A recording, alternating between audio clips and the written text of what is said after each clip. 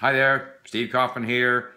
Today I'm going to talk about cause and effect in language learning. But before I do that, thank you very much for all the kind words of congratulations for the 100,000 subscribers and for the many kind words of people saying that they were positively influenced by what I say about language learning, happily using LingQ, it's changed their lives, and so forth and so on. Very, very much appreciated.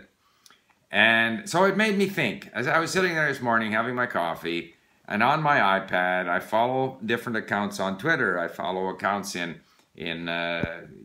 Czech, Polish, Russian, Ukrainian, German, Swedish, Korean. And anytime there's a reference to a newspaper article that's of interest to me, I can easily import it into LingQ, into my account, so that I can then, if I don't have enough vocabulary, or even when I do, it's just to make sure I nail down all the vocabulary, I bring it into LingQ, which is wonderful. It's enjoyable. You sit there. I used to read the local newspaper. Now I read papers from all over the world, and I read them in LingQ, and I learn as I do it. Then I went on my computer, and I saw that Alexei Venediktov, who is the editor-in-chief of Echo Moskvy, he had done some analysis of the recent developments in France, where the president of France has appointed a prime minister from the Republican sort of conservative side, and he analyzed all of that. Again, it was interesting to listen in Russian to a Russian commentator talking about elections in France, giving us a perspective, giving me a perspective that I don't get reading the local newspapers. I also found on my Radio Svoboda that there was an interview with a leader who passed away, leader of the 1953 uprising in Norilsk in Russia, and he was a Ukrainian, and just the music of his Ukrainian is very pleasant. I like it. It's a bit like Zelezniak, the historian, whose material I have listened to and read. So I'm enjoying these things in different languages,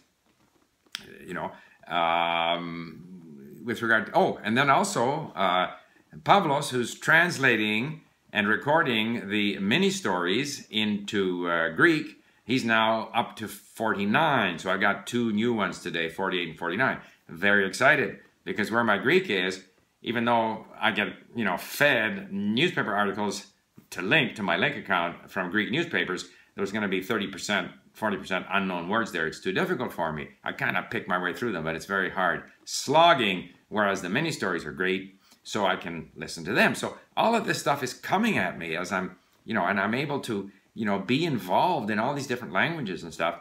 And so then when I think about how this came about, as one person commenting here said, if this Chinese immigrant to Vancouver hadn't had his money stolen back in whenever it was, 12 years ago, then none of this would have happened. There would be no LingQ. I probably wouldn't have learned 8 languages because I've learned them on LingQ. I wouldn't be sitting there going through my Twitter feed in different languages. I wouldn't be making these videos. I wouldn't be affecting, hopefully, positively other people. It all started, it's what he called the butterfly effect. It's like one little thing causes something else, which causes something else. And this is very much true in language learning. You just have to get going and learn language A, and that may be enough, and it may take you into a whole new world within language A, or it might encourage you to learn language B, and we just don't know. And so I think it's very interesting, this sort of 1 + 1 doesn't always equal 2. It's the main thing is to do something. People always ask me, learning these languages, did it help you? Yeah, it helped me in my life because it increased the number of opportunities that were going to come my way. So anyway, I just thought I'd mention that, the sort of cause and effect. Just start doing it, and good things will happen. One other small comment, someone, occasionally I get comments saying, what did you mean at, 3 minutes and 47 seconds in your video? I have a lot of people that I have to respond to. I'm not going to go into my video and find, minute 2.37 and comment on it. Other people may, but I think it's more useful to, if in fact you are at that particular spot in the video and there's something there that you would like to comment on and get a reaction to, it's better to specifically state what that is. So to that commentator seemed to be offended that I suggested that he was better off making his point rather than trying to refer to somewhere in the video. So there you have it. Again, thank you very much for all the kind words, and happy language learning. Bye for now.